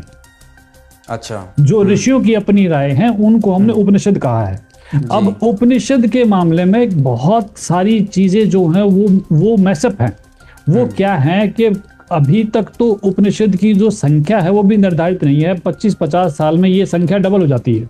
पहले उपनिषद 13 थे, फिर 64 थे, फिर 68 थे, फिर आजकल 108 की बात कर रहे हैं। और अभी तो मेरा एक मित्र, मैं कल उनसे बात कर रहा था, वो 250 की संख्या बता रहे हैं। तो सबसे सीधी सी बात है कि जो चीज वेद सम्मत है, यानी कि जो वेदानुकूल है, वो गीता जी में है, वो उपनिषद में है, ये वो पुराण में है, वो कहीं पर भी है। वेदानुकूल बात जो है वो शास्त्र धर्म में सबको स्वीकार्य है। और जो चीज वेद सम्मत नहीं है, वो चाहे किसी में भी है, वो स्वीकार्य नहीं है। अब यहाँ ये चीजें, मान लो उपनिषद की बात करते हैं तो उपनिषद की पे शंकराचार्य की भी बहुत सारी पुस्तकें हैं जो शंकराचार्य ने लिखी हैं। तो शंकराचार्य अद्वैत सिद्धांत को मानने वाले थे। तो उन्होंने क्या किया, पूरे उपनिषद को एक अद्वैत के रूप में प्रस्तुत कर दिया। और वही माधवाचार्य भी, उन्होंने उपनिषद को द्वैत में साबित कर दिया। तो ये जो लोग हैं ये अपनी विषय के विद्वान हैं। हम, हमारे लिए आदरणीय, हमें किसी से कोई समस्या नहीं है। लेकिन समस्या क्या, इन जैसे बच्चों से समस्या है, इन जैसे नादानों से है। अभी तक तो उपनिषद के लोग अद्वैत और द्वैत, विशिष्ट द्वैत और द्वैत द्वैत में उलझे हुए हैं। वो वहां सहमत नहीं है। बिल्कुल, वो वहां एक होके नहीं आ रहे कि जनता को ये बता सके कि अद्वैत है या द्वैत है। द्वैत है, बिल्कुल, इस सिद्धांत में उलझे हुए हैं। बिल्कुल, इनको विचारधारा से मतलब नहीं। विचारधारा के समर्थक अगर लठवाड़े हैं, उनके पास लाठियां हैं, उनके पास संख्या बल है, तो ये सभी विचारधाराओं को चुपचाप बैठ के स्वीकार कर लेंगे। अब संत होते हैं सूरमा, संत होते हैं सिंह। संत हमेशा उसी बात को स्वीकार करते हैं जो सत्य है। बिल्कुल, और सत्य जो है वो वेद सत्य है। क्योंकि वेद जो है वो परमात्मा के द्वारा दिए गए हैं। किसी भी इंसान के द्वारा दी गई चीज का सत्यापन करना एक अलग चीज है, उसके लिए हमारे पास वेद पैरामीटर है।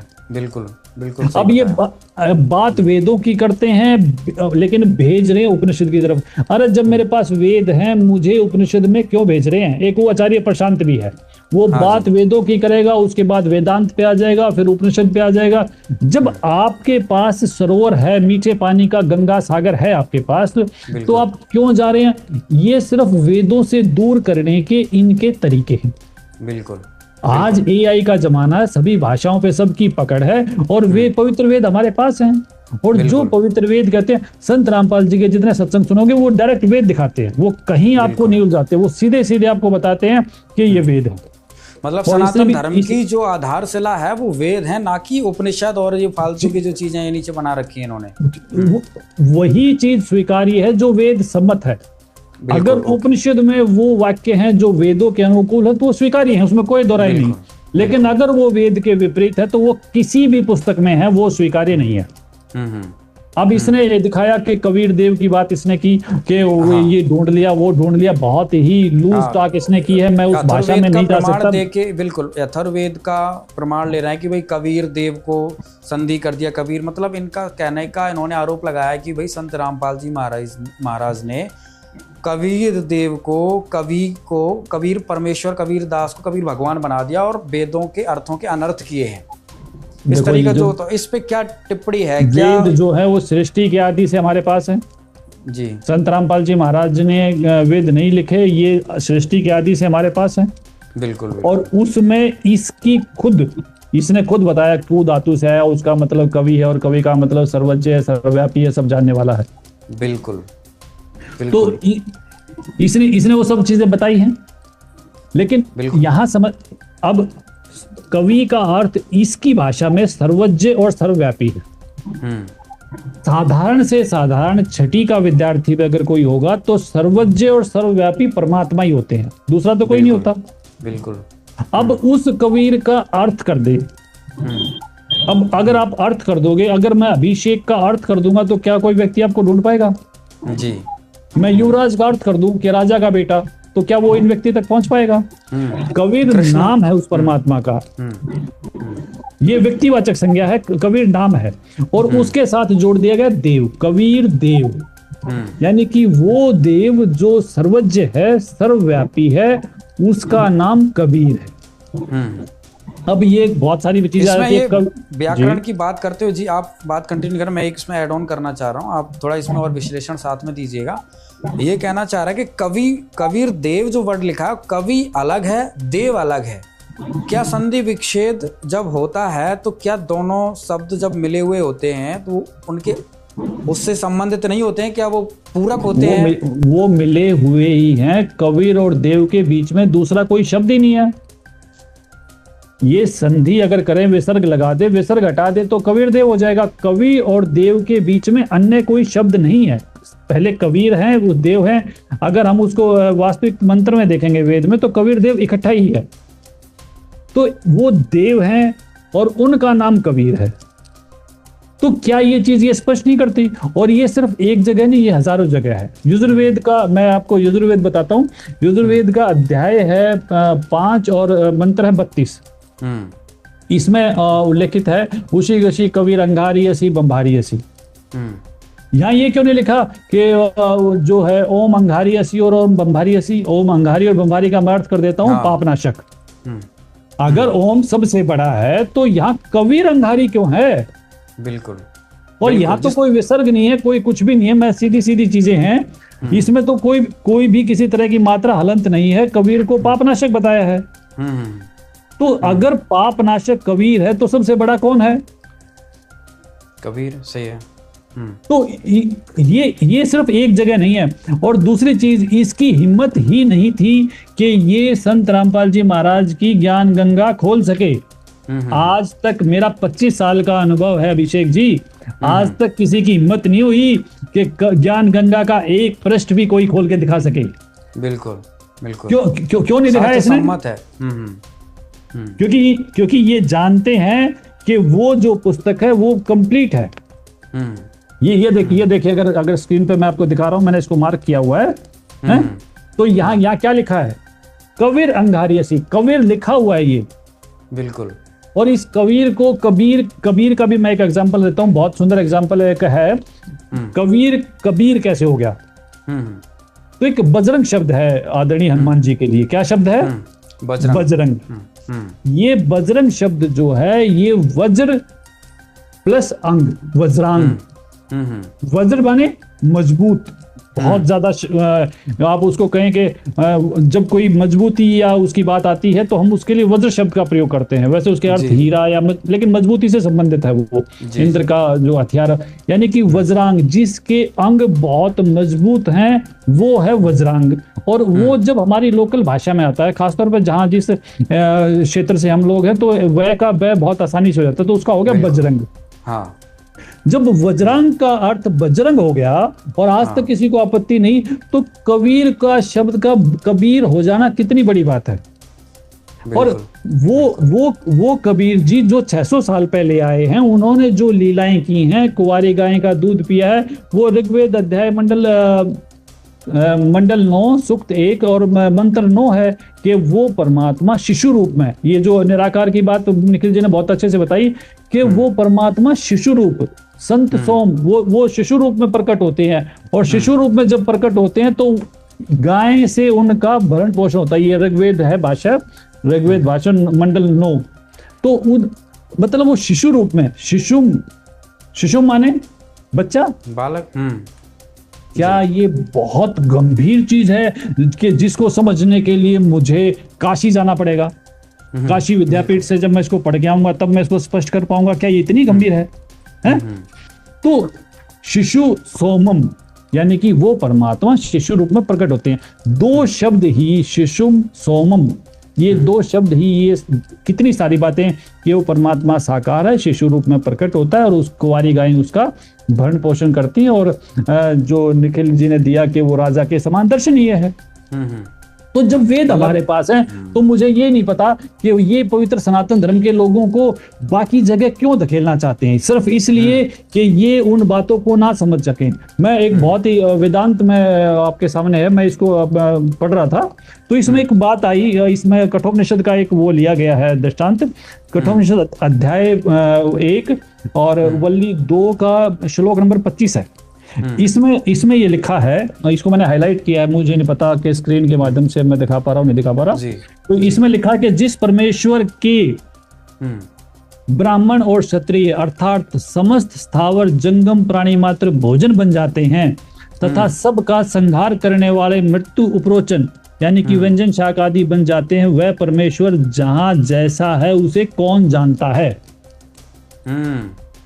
मतलब आप ये देखें कि जो सबको खा रहा है, स्थावर जंगम सभी प्राणियों को खा रहा है, और वेदांत ये कह रहा है कठोपनिषद के माध्यम से कि उसको कौन जानता है। उसको जानता है, उसको कबीर परमेश्वर जानता है। कबीर जिन संतों से मिले वो जानते हैं, और कबीर जी ने उसका एकदम बिल्कुल सीधे सीधे उल्लेख किया है। धर्मदास ये जग बोराना कोई न जाने पद निर्वाणा, इसी कारण मैं कथा पसारा जग से कहिए एक राम न्यारा। अगर कोई हमारी समस्याओं का समाधान कर रहा है, जिन समस्याओं का समाधान वेदांत नहीं कर पाए, तो जहां समस्या का समाधान है वहां संत रामपाल जी महाराज हमें वो प्रमाण के साथ बता रहे हैं, तो हम उनको क्यों नहीं देखना चाह रहे? क्या हम वहीं रहना चाहते हैं जहां उन चीजों से हम अपरिचित हैं? इसमें कितना स्पष्ट है, माँ अष्टंगी पिता निरंजन, ये जम दारुण वंशन अंजन, पहले की निरंजन राई पीछे माया उपजाई, माया रूप देख अति शोभा, देव निरंजन तनमन लोभा, कामदेव धर्मराज ताए, देवी को तुरंत इधर खाए। इसे 3 पुत्र जाए, और ये 3 पुत्रों की जो हमारी पवित्र देवी भागवत पुराण है उसमें भी इसका उल्लेख है। पवित्र गीता जी अध्याय 14 का 3, 4, 5 में भी इसका उल्लेख है कि वो जो प्रकृति रूप में है वो तीनों पुत्रों की उत्पत्ति करती है। अगर संत रामपाल जी महाराज आज सृष्टि में ना हो तो ये ज्ञान नहीं सुलझ सकता अभिषेक जी। संत रामपाल जी महाराज एकमात्र संत हैं जिन्होंने इस पूरे ज्ञान को, जैसे आपने कहा ना, एक बहुत कबीर जी की वाणी, नो मन सू तुलजिया ऋषि रहे चकमार, और सतगुरु ऐसा सुलझा दे कि उलझे ना दूजी बार। वो सतगुरु अगर कोई है तो वो सतगुरु संत रामपाल जी महाराज हैं। मैं कोटि कोटि प्रणाम करता हूं उन महापुरुषों को, वो जिन्होंने इस पवित्र ज्ञान को इन पवित्र शास्त्रों से हमें सुलझा के दिखा दिया। हम अनपढ़ नहीं है, हम भेड़ बकरियां नहीं है, ये सभी आपके सामने है, ये देखिए। बिल्कुल बिल्कुल। और ये उनको पढ़ना नहीं चाहता, ये जनता को बहकाना चाहता है। अब ये सूत नहीं उलझेगा, ये सृष्टि परम पर ब्रह्म और पूर्ण ब्रह्म का पूरा ज्ञान प्राप्त करके रहेगी। ऐसे यूट्यूबर नहीं रोक पाएंगे, ये अंधे गधे हैं जो रेल के सामने खड़े हैं। जी धन्यवाद। बहुत बहुत धन्यवाद आप सभी ने जिस तरीके से हाइपर क्वेस्ट का ऑपरेशन किया, पोस्टमार्टम किया, उनके बताए गए हर एक तथ्य का आपने पर्दाफाश किया, प्रमाणित उत्तर दिए। अब हम प्रोग्राम को अंत करते हैं। इससे पहले 2-2 मिनट आप सभी के और लेते हैं। जिस तरह से आज समाज में व्याप्त पाखंड है, और ये छोटे मोटे जो यूट्यूबर हैं जो अपने आप को पता नहीं कितना ज्ञानी विद्वानी समझते हैं, और आज हमने देख ही लिया है कि हाइपर क्वेस्ट का जो ज्ञान है वो कितने लेवल तक है, कितने शास्त्रों से प्रमाणित है। मतलब फर्स्ट लेवल पे ही क्लीन बोल्ड हो रहे हैं वो, हर चीज़ उनकी झूठी पाई गई है। तो आपसे विकास जी आपसे जानना चाहेंगे, क्या कहेंगे अंत में आप हमारे दर्शकों को? देखिए, ये जो यूट्यूबर है ना अभिषेक जी, ये कोई बदलाव लाने की औकात नहीं रखते, इनका सिर्फ एक धंधा है। और ये बहते पानी के साथ बहने वाले लोग हैं, और मुर्दे की खासियत ये होती है कि वो पानी की दिशा में ही बहता है। तो इनको किसी बात से मतलब नहीं, सच्चाई क्या है झूठ क्या है इनका कोई लेना देना नहीं। इनको इस बात से मतलब है कि तुम्हारी दुकानदारी कैसे चलेगी और तुम्हारा माल कैसे बिकेगा। तो ये दुकानदार लोग हैं, इनके मामले में क्या कहें। अब दुकानदार को तो दुकानदारी से लेना देना है। अब दुकानदार तो सिगरेट भी बेचता है, दुकानदार तो वो सब चीजें बेचता है जो समाज के लिए बहुत हानिकारक है। लेकिन हाँ, तो ये ऐसे दुकानदार है, इनको समाज के हानि लाभ से कोई लेना देना नहीं। तो ये वो सब चीजें बेचते हैं जिनसे इनको फायदा होना चाहिए। बाकी कोई भी समाज का मोक्ष से कोई मतलब नहीं, पूजा पाठ से कोई मतलब नहीं, सुखों से कोई मतलब नहीं। संत रामपाल जी की सत भक्ति से कितने लोगों के कैंसर ठीक हो रहे हैं, कितने लोगों के दमे ठीक हो रहे हैं, कितने लोगों की बीमारियां ठीक हो रही हैं, कितने लोगों की आयु बढ़ रही है। इसको कोई लेना देना नहीं है इन बातों से। संत रामपाल जी महाराज की शब्द में कितनी शक्ति है कि लोग नशा मुक्त हो रहे हैं। ये बताएगा मुझे कोई कि ये शिक्षम नाम का ऐप बेचने से किस लोग ने नशा छोड़ दिया और किसकी बीमारियां दूर होगी, किसने दवाइयां छोड़ दी। बिल्कुल, ये बकवास लोग हैं। और मुझे लगता है कि ये तो सिर्फ इसने हमारा अपना तो समय खराब किया है, ऊपर से हम लोगों को भी परेशान किया है कि ये सब स्पष्टीकरण हमें उस लेवल पे आगे देने पड़ रहे हैं जिस लेवल पे हमें नहीं आना चाहिए। तो ये साबित करना चाहता है कि कृष्ण ही ब्रह्म है, ब्रह्म ही कृष्ण है, कृष्ण ही परब्रह्म है, परब्रह्म ही कृष्ण है। वो जो एग्जांपल मैंने पहले दिया कि पोता ही दादा है, दादा ही पोता है, पोता ही दादा, दादा परदादा है, परदादा ही पितामह है। मतलब क्या बात है ये, क्या कौन सा तरीका ये? अभिषेक ही युवराज है, युवराज ही निखिल है, निखिल ही अभिषेक है, और ये सब एक है, इनमें सब में ब्रह्म है। क्या समझे इससे? जी, ये सब बकवास बातें हैं, बचपना है और दुकानदारी है, 2 पैसे के लिए ये सब चीजें ये कर रहे हैं। जी जी, बहुत बहुत धन्यवाद आपका। हाँ जी, निखिल जी, क्या कहेंगे आप अंत में? अंत में मैं ये कहना चाहूंगा कि आज के समय हमारे पूज्य गुरुदेव संत रामपाल जी महाराज पूर्ण मोक्ष का मार्ग, पूर्ण भक्ति प्रदान कर रहे हैं, जिसके अंदर पंचदेव ब्रह्मा जी, विष्णु जी, महेश जी, दुर्गा जी और गणेश जी, इनकी भक्ति के ऊपर जो आती है वो ब्रह्म, अक्षर ब्रह्म और परम अक्षर ब्रह्म। हमारे पूज्य गुरुदेव 3 बार में नाम दीक्षा देते हैं और 3 बार की नाम दीक्षा में संपूर्ण भक्ति, कंप्लीट मोक्ष का मार्ग, पूर्ण भक्ति का मार्ग वो प्रदान कर रहे हैं। जी, आज के समय कोई भी धर्म गुरु पूर्ण भक्ति मोक्ष का मार्ग नहीं दे रहे हैं। सभी के सभी के पास अधूरी भक्ति है, अधूरा ज्ञान है।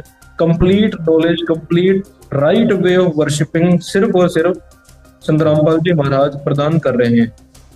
आपके मीडिया के माध्यम से सभी दर्शकों से प्रार्थना है कि सभी के सभी हमारे पूज्य गुरुदेव जी के साधना टीवी पे 7:30 बजे डेली प्रवचन आते हैं। कृपया आप 1 महीने धैर्य से उनके सत्संग सुने।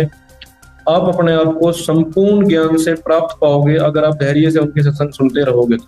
ये उनकी कृपा है, उनकी दया है, जो आज शास्त्र प्रमाणित ज्ञान नेशनल टीवी मीडिया के माध्यम से सभी आम जन समाज के लिए प्रयासरत है और दिखा रहे हैं, प्रवचन कर रहे हैं। जी जी, बहुत बहुत धन्यवाद। जी, हितेंद्र जी, क्या कहेंगे आप? देखिए, मैं कहना चाहता हूं कि सरकार की नीतियों का विरोध करना, भ्रष्टाचार का विरोध करना और अपने ऊपर हुए अन्याय का विरोध करना, इससे कोई देशद्रोही नहीं हो जाता। जो विशाल का जो मेन मोटिव था, जो संत जी के ऊपर एलिगेशन लगाने का, और चाहे विशाल जी, वैसे जी वर्ड मैं नहीं लगाऊंगा इनके आगे, क्योंकि चाहे वो खुद ही ऐसा कर रहे हैं या किसी के कहने पे ऐसा कर रहे हैं, इनका कंधा यूज हो रहा है।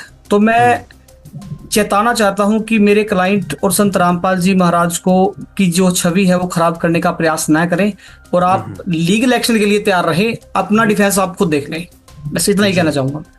जी जी, युवराज जी।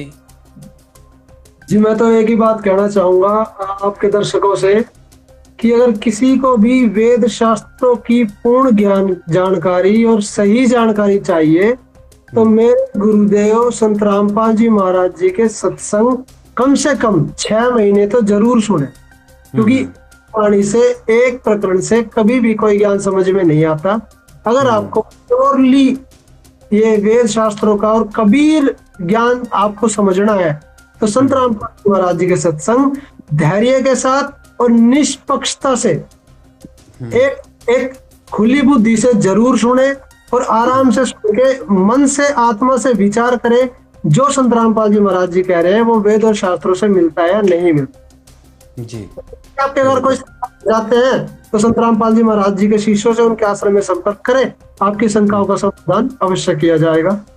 जी, बहुत बहुत धन्यवाद आप सभी चारों अतिथियों का। आपने हमारे प्रोग्राम में आए और हाइपर क्वेस्ट का जो भी वीडियो था वेदों में कबीर, कबीर परमेश्वर, क्या कबीर जी बड़े हैं, संत रामपाल जी महाराज के दावों का सच। आपने एक एक दावे को तत्व ज्ञान रूपी दवाई से उनका इलाज किया। उम्मीद करते हैं विशाल चौरसिया जी का ये रोग नष्ट हो जाएगा। नहीं हो तो उनसे प्रार्थना करेंगे, संत रामपाल जी महाराज के सत्संग सुनेंगे, बखूबी ध्यान से देखेंगे और अगली वीडियो बनाएं तो प्रॉपर रिसर्च करके बनाएं, क्योंकि उसको काउंटर करने में, रिप्लाई देने में हमें भी आनंद आए, क्योंकि आपका हर झूठ का हमने पर्दाफाश किया। तो दर्शकों, आप सभी का भी बहुत बहुत धन्यवाद, आपने हमारा ये प्रोग्राम देखा। अंत में हमारी टीम की तरफ से भी हाइपर क्वेस्ट के यूट्यूबर को एक विशेष संदेश है, विशेष मैसेज है। हे हाइपर क्वेस्ट के विशाल चौरसिया अल्पज्ञानी, जरूर देखिए संत रामपाल जी महाराज की वीडियो सनातन धर्म की पतन की कहानी। दर्शकों, बहुत बहुत धन्यवाद, आपने हमारा इस पूरे प्रोग्राम को देखा, सच से रूबरू हुए। बहुत बहुत धन्यवाद।